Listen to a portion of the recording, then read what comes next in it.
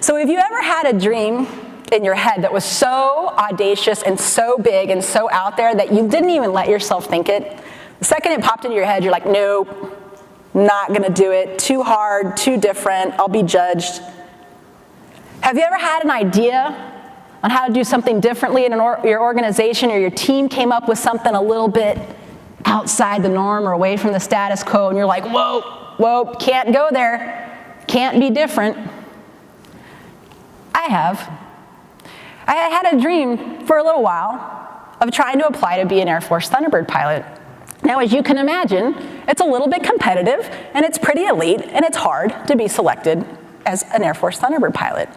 And every year, this email comes out across the Air Force. It says, here are the qualifications if you want to be a Thunderbird pilot to apply. And every year, like most people, I just deleted it. I deleted it every year. Mostly at the beginning because I didn't have the qualifications. I needed to gain flight hours and experience.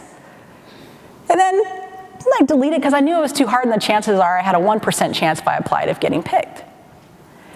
And they had never had a woman before. So I deleted it, 2005. And I remember laying in bed one night, it was about 2:30 in the morning, and I could not get this out of my head. Why did I delete this year? I met all the qualifications. I'd been in 3 F-15E fighter squadrons. I'd flown in combat.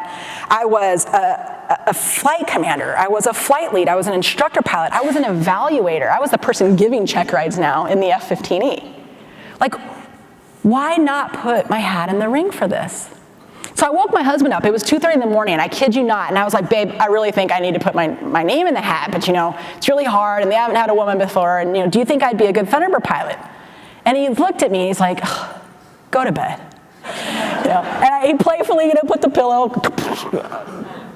And we got up the next day. He's like, babe, I think, of course, she'd make a wonderful Thunderbird pilot. So I finally committed. I said, all right, I'm going to apply to be a Thunderbird. And you have to go public, right, when you put your hat in the ring. It was like going public at pilot training when I said I wanted to fly the F-15E. Now I'm saying I want to fly as a Thunderbird. And the F-15E people were like, why would you do that? You have to go fly the F-16.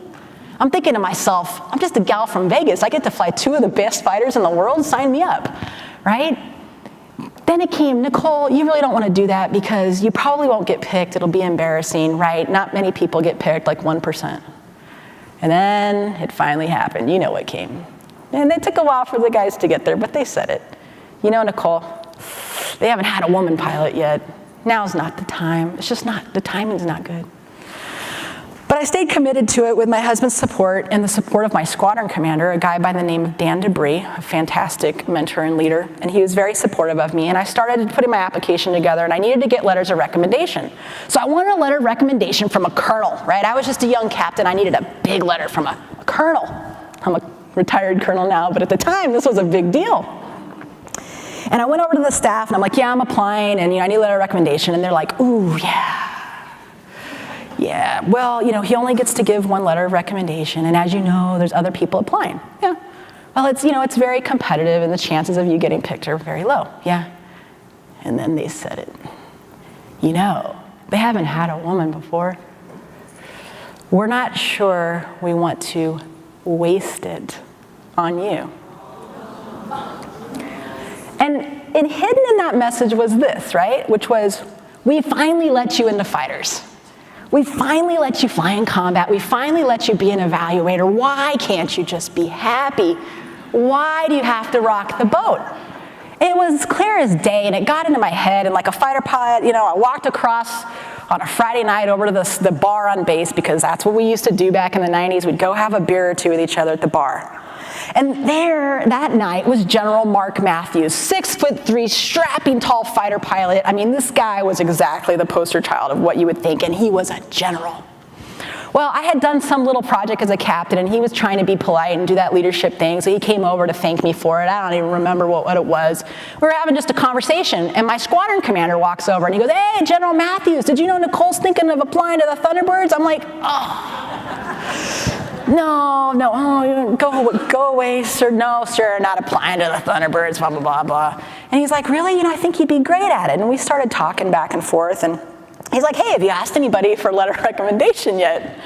And I'm like, and he's like, well, do you need somebody to write one for you? And I'm like, well, sir, I'm not sure I want to do this, but would you be willing to write one? We went back and forth, and he did say that he would write one, and I was like, I'm just not sure. It's too hard. I won't get picked. And I said, sir, they haven't had a woman yet. And he looked at me, he said, Fifi, my call sign's Fifi, Fifi, are you a fighter pilot or not? And I'm, 5'4", so I'm looking up at him. Well, yes, sir, I am. And I'm holding my beer, and he's holding his beer. And I'll never forget this moment. He puts his hand down on my shoulder, and we're this close, and he looks at me, and he says, Fifi, nobody wants to lead a scripted life. Nobody wants to lead a scripted life. And in that moment, General Mark Matthews freed me from all the comments of everybody else, freed me from the script, freed me from the paradigm of other people's expectations. And I think most importantly, Mark Matthews freed me and has allowed me to lead an unscripted life ever since.